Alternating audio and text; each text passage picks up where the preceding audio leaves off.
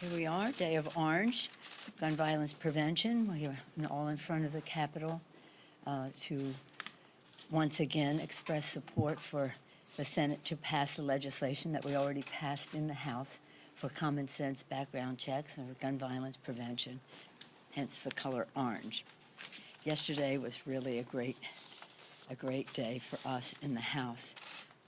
We passed the Dream and Promise Act with 100% of the Democrats voting yes, and was bipartisan. Again, as President Reagan has said, he said, if we ever close the door to new Americans, our leadership in the world would soon be lost. That was his last speech as President of the United States. You've heard me say that time and time again. One of our speakers yesterday used that in arguing against the motion to recommit, which we resoundingly won as well, defeating it. We all believe that immigration is the constant reinvigoration of America, enriching America with immigrants, enriching America with their hopes, their dreams, their aspirations. And again, it's really a happy day because our dreamers, they're the gold standard. They love America, they're patriotic, they serve in our military, they teach in our schools, they help with health care, came here as children and are not to be charged for an action that they did not decide to take. And yesterday was fabulous. But not only the dreamers, for temporary protected status and DED people as well. So I congratulate Jerry Nadler, the members of the Judiciary Committee, particularly Zoe Lofgren. Zoe Lofgren was a virtuoso, masterful at many subjects, but in this case, she is an immigration lawyer. She taught immigration law, and she is chair of the Immigration Committee, and she was able to orchestrate something quite wonderful. It was not without its challenges, so I congratulate them all for that. I was personally gratified yesterday that as we observed the 30th anniversary of the Tiananmen Square massacre, that tragedy where the Chinese government crushed with tanks young people. People all over the country were turning out, but probably 1 million in Tiananmen Square, and they crushed them with tanks, probably thousands, certainly hundreds. But yesterday, 30 years later, we had observances all day, hearing in the morning, rallying outside, legislation on the floor, and 100% of the House of Representatives voted for the commemoration of the 30th anniversary, sadly, of Tiananmen Square. It was very, I was just thrilled because the Chinese embassy was making their threats and making their calls, but we got 100% on that. This morning, as some of you may know, I signed enrolled the legislation for the disaster supplemental bill, and really I commend our appropriators. They passed 2 bills in the House, one many months ago, and then another to address the additional disasters that had hit us. Finally, after much inaction, the Senate passed legislation, sent it over to us, and 3 times Republicans objected to the bill being taken up. So we're a couple weeks late, even compared to the Senate inaction, in getting this support out to the American people. In time of natural disaster, we have really a compact with the American people. In their time of need, beyond their own ability to deal with it in natural disaster, we promise to be there for them. So any delay just stirs despair. They get scared that it's not ever going to happen. So it was shameful that the Republicans allowed 3 of their members to hold up this legislation for about until Monday night, when it was finally passed by the House with a huge vote. So there we are, and on Sunday we observed 150 days. This past weekend, 150 days since we've been in the majority, and I'm really excited to say that in our top 10 bills that most of which we have passed on the floor, we had the For the People Act, H.R. 1, 100% of the Democrats voted for it.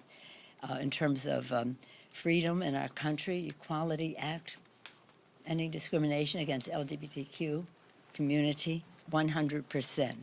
The DREAM Act yesterday, Dream and Promise Act, expanding opportunity in our country, 100% of the Democrats. As far as women are concerned, paycheck fairness, equal pay for equal work, 100%. Violence Against Women Act, huge, like 99% vote in the Congress, again, affecting women, but families in general. In terms of safety, our background checks legislation, 99%. And then, of course, all of our legislation for our veterans was overwhelming and bipartisan. And then for young people, the Climate Action Now, 100% of the House Democrats, and net neutrality, important to young people, 100%. The list goes on and on. We're very proud of the work that we have done to send over to the Senate, where Mitch McConnell has said he's the Grim Reaper, it's a Senate graveyard. We have news for him. All of these issues are alive and well in the public, and he will be hearing from the public, and hopefully very soon on DREAM Act, gun safety, the list goes on. What else do we have going here now? We have, yes, while we legislate, and we're very proud of our legislation, true to our For the People agenda, lower health care costs by lowering the cost of prescription drugs and preserving and strengthening the pre-existing condition benefit, bigger paychecks by rebuilding infrastructure in America in a green, modern way for the 21st century, and cleaner government, H.R. 1, For the People Act, to end the role of big, dark, special interest money in politics, strengthening voting rights, ending the voter suppression. When we're talking about infrastructure, I want to just go back to the disaster assistance bill. I think we could consider that the first big, major investment in infrastructure, building the infrastructure of our country, a very large commitment to that, including in Puerto Rico. And now today, I am proud to lead a bipartisan congressional delegation to Normandy. Tomorrow will mark 75 years of D-Day, 75 years since D-Day, one of the greatest acts of heroism in history, when our military and allies deftly defied every danger, every evil, and overcame them.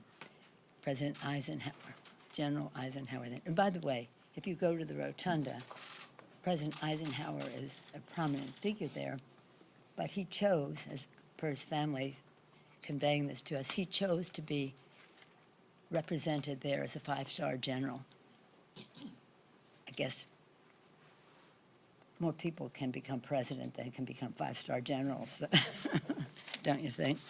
Anyway, we went 5 years ago and spent time with the veterans. That's our purpose. We'll go again now, spending time thanking the veterans who were there.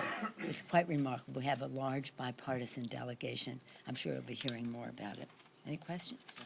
Yes, Nancy. You met with the Mexican delegation yesterday. Do you think the president's threat of tariffs is working? Are they going to step up at the border? Do I think the president's threat? Well, let me read to you. This I found very interesting. The president, first of all, we have no paper. We have a tweet and we have a comment, but we have no paper as to whether and if and when he's going to do this. So how we respond to it will depend on what they send us. But what they did put out a statement and say, the White House released a formal statement announcing that tariffs would be imposed under the tariffs will be imposed under the International Economic Emergency Powers Act. That is known as IEEPA. And under that, the IEEPA is to allow sanctions of enemies in the face of unusual and extraordinary threats, not to be imposing tariffs on our allies. That's how the White House is framing this.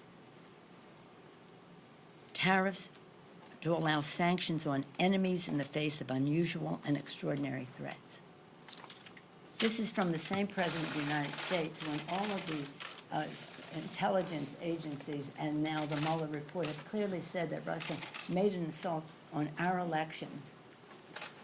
He won't defend our country from that happening in the future. From a president who says that assault that they are claiming that Russia made on our elections is a hoax.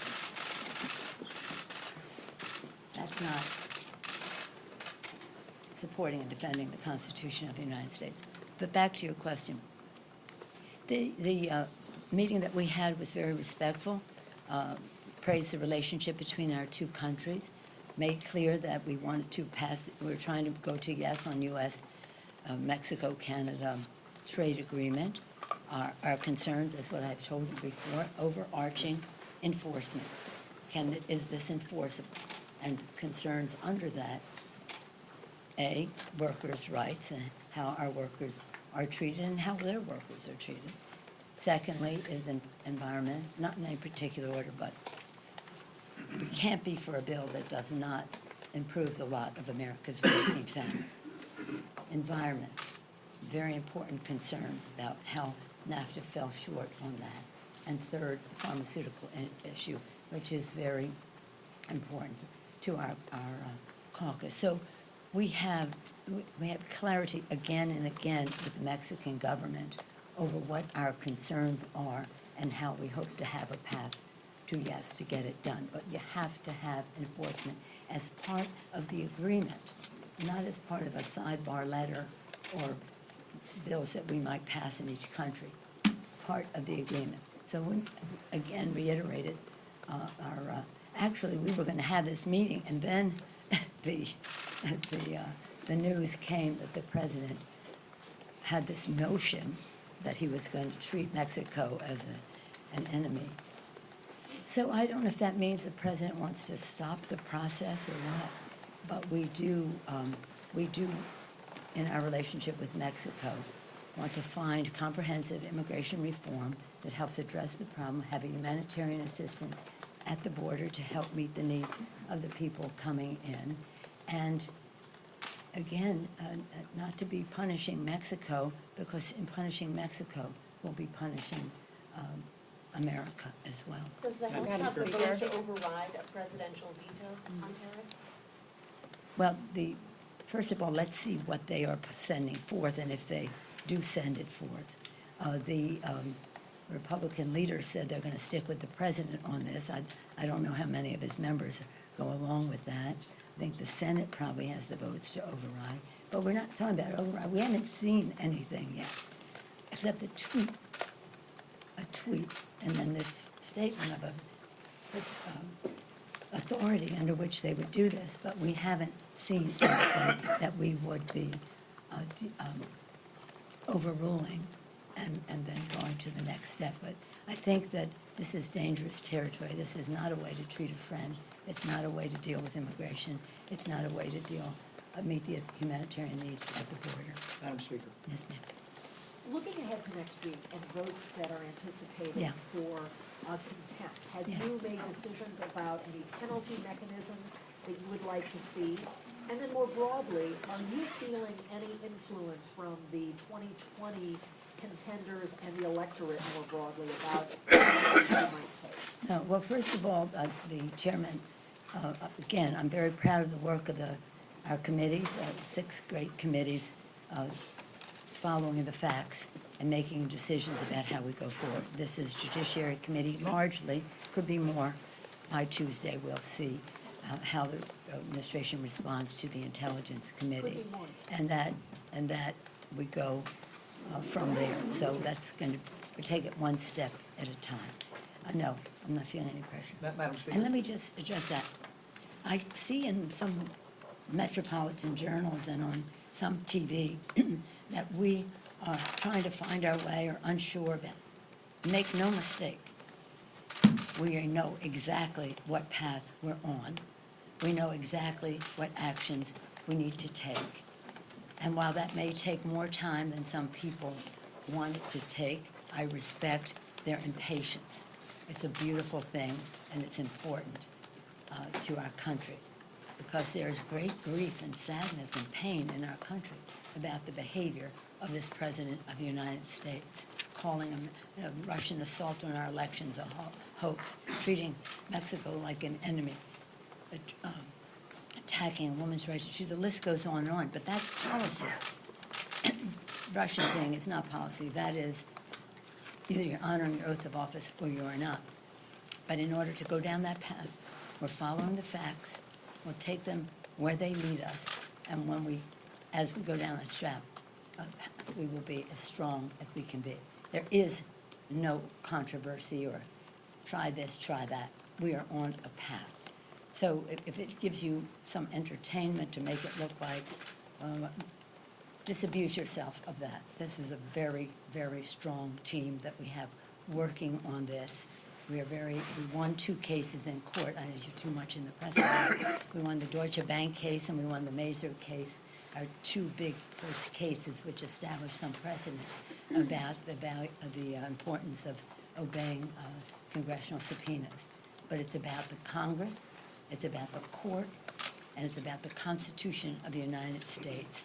And you have to go down a path that is accommodating to all of that and the strongest possible position to make a statement when we get to that point. Madam Speaker, Yes, sir. I wanted to get some clarity on your tariff answer. Are you suggesting that the president's threat of tariffs on Mexican imports is just bad policy or illegal by misapplying the law as you understand? No, I'm just saying it's bad policy. The question is, though, why does the president have that much authority, and that will be questioned. No, I'm just saying that it's wrong. I don't even think it rises to the level of policy. I think it's notion mongering again. And it's really, well, let's face what it is. It's a distraction from the Mueller report, and it served its purpose, right? Here we are. Here we are. Madam Yes, Speaker, Chad. thank you. Good morning. On the issue of contempt next week, there was debate in your caucus about inherent contempt or civil contempt. How did you get to that stage? And the second part of the question is, in Mr. Hoyer's statement, he indicated that there would be a contempt vote on Mr. Barr, who's been held in contempt of the Judiciary Committee, but it also mentioned Mr. McGahn. Mr. Right, McGahn he'll has be in not the- been held in contempt. Well, he'll be in the contempt. So you're going to bypass the committee process for Mr. McGahn? It's not a question of bypassing the committee. We're working with the committee on all of this in terms of wording and the rest of it. So it's not about bypassing the committee. What it is, though, is about taking it one step at a time. It's fast. We can move more expeditiously to do civil contempt. It doesn't mean we couldn't go to inherent contempt at some other point, but you have to get started. Yeah. One more. Yes, ma'am. You've been clear, and you've recently reiterated that you would like Robert Mueller to testify. You Yeah. still see that as being a positive. And Chairman Nadler has said the same. Is it time to issue a subpoena for him? That's up to the committee. And what you'll have to understand is I'm a big committee person. This is the judgment that they will put forth, and they're doing the negotiation.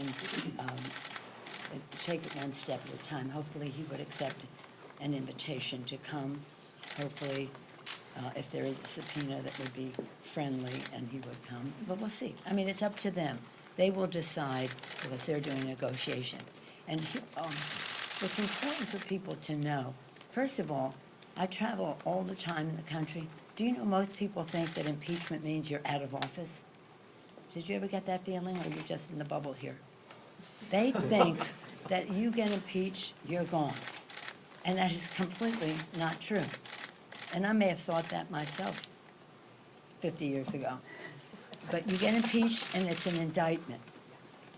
It's an indictment. So when you're impeaching somebody, you want to make sure you have the strongest possible indictment, because it's not the means to the end that people think. All you do, vote to impeach, bye-bye birdie. It isn't that. It's an indictment. So you want to have the best possible indictment, going through the legal process in a way that shows accommodation, that we need to get the courts to rule in our favor because we've done it correctly and the rest. So it is, it is the business of the committees to do that. And when they decide how their accommodations and their conversations are going, then we respect that. Yeah. And I'm very proud of them. I mean, just Jerry Nadler's been so fabulous, and the members of the Judiciary Committee. Mind you, this list that I read to you, Dreamers yesterday, is what the People Act, some of that came out of the Judiciary Committee. Equality Act came out of the Judiciary. Dream and Promise Act out of the Judiciary Act.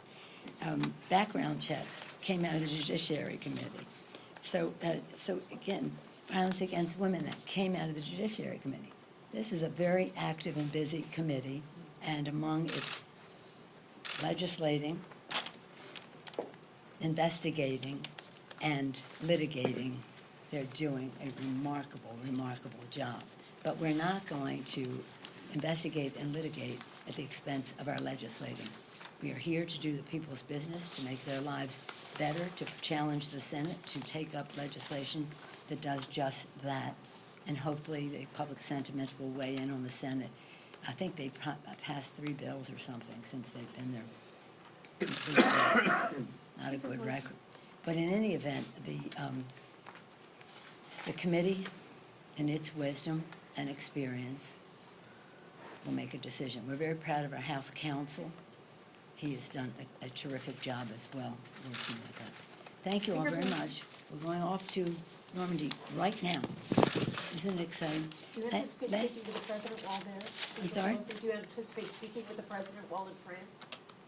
I'm not sure that we'll be on the same place. I don't know. I don't know if we'll see the president. But we have over 60 members coming on the trip. So we have our own presence as the House of Representatives, and the senators will be there as well. 5 years ago, when we went there, our purpose is to be thanking the veterans, not to attend an event, but to thank the veterans. So, and they're just so fabulous and so courageous. So this was 5 years ago.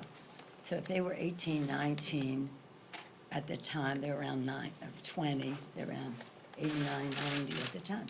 So we're talking to them, their families are there. It's spend the time with the families, with the vets. So I said to them, oh, just in the course of conversation, my uncle, John D'Alessandro, he died at the Battle of the Bulge. And they said, oh yeah, we went there. We went there next. And you landed at Normandy, you climbed the walls, the hills, and all the rest, and you didn't get a chance to go home. No, they just fought, and because Battle of the Bulge was months later, but they fought their way to that. But imagine their courage. Imagine the courage of these people, and they were so young. They were like babies. They're college age, not seniors in high school, some of them, some a little bit older. So we'll go to thank them. I think that in the future, we may decide that we should have this every year instead of every 5 years, because 5 years will be a long time for many of them to be there. But we'll bring the good wishes of the American people in the most nonpartisan way possible. Just a trip about patriotism that we're very honored, all of us, to take, to extend the gratitude of our country. And for one of the greatest moments in history that made such a big difference, saving civilization. You cannot exaggerate the importance of that success, led by President General Eisenhower, who said if it didn't succeed, he would take that responsibility. How blessed are we with our young people, but also with our leadership, President Eisenhower. Thank you all very much. Kevin Durant going to play tomorrow night? Travel safe, You don't think so? I don't know, I have no idea. Does that hurt their chances if he doesn't play? Does that hurt their chances if Durant doesn't play Saturday? I'm just saying that we help with the his life, not just playing the game for his legs. Will you get to see the games from France? It's really challenging, because I think we'll be on the plane when we're doing. You rebounded the hearing well. You rebounded the earring well today. Thank you. One of those, they love you.